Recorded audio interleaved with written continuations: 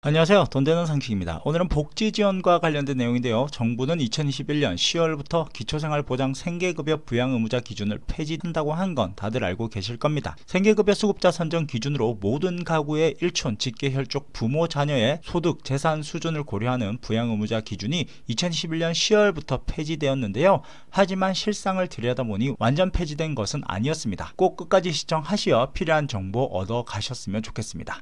시청하시면서 좋아요 한 번씩 꼭 눌러주세요. 자, 우선 보건복지부는 1월부터 기초생활보장 생계급여가 최대 21만 3천원까지 늘어난다고 밝혔는데요. 지난 5년 전체 증가분보다 더 많은 금액을 지급받게 되었습니다. 2024년부터 생계급여 4인 기준으로 최대 21만 3천원이 늘면서 월 최대 183만 4천원까지 지원받게 되면서 역대 최대 수준으로 올랐습니다.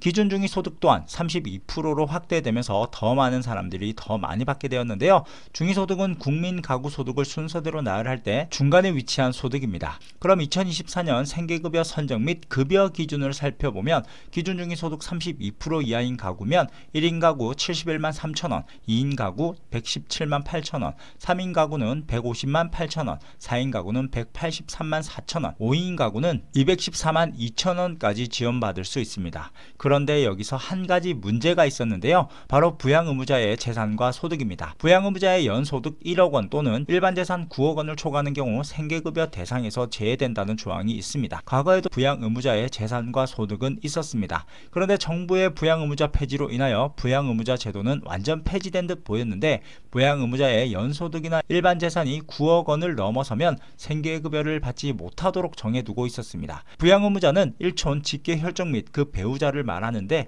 부모님이나 자녀, 배우자가 됩니다. 그런데 부모, 자식 간의 연락을 완전 단절하고 사시는 분들이 생각보다 많고 또한 서류상 이혼하지 못하고 부부의 연을 끊고 사는 분들이 생각보다 많습니다. 그럼에도 부양의무자가 있다는 이유로 갑자기 생계급여 수급자에서 탈락되는 분들이 많아지고 있습니다.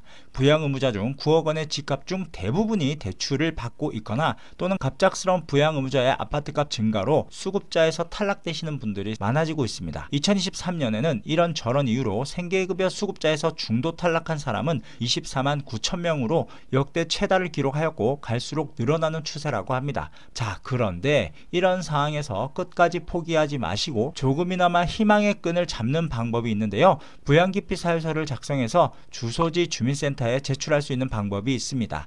부양가족의 소득과 재산이 조건을 초과하더라도 국민기초생활보장법 제3조 제2항에 따라 생계급여를 수급할 수 있도록 도와주는 서류인데요. 오래전 가족과 단절되었거나 부양받을 수 없는 사유가 인정된다면 부양기피 사유서를 작성해서 제출하시면 심사 후 생계급여를 지급받을 수 있다고 하니까 부양의무자로 인한 중도 탈락 시 주소지 주민센터로 문의해 보시면 좋겠네요. 그럼 오늘 영상은 여기까지 할게요.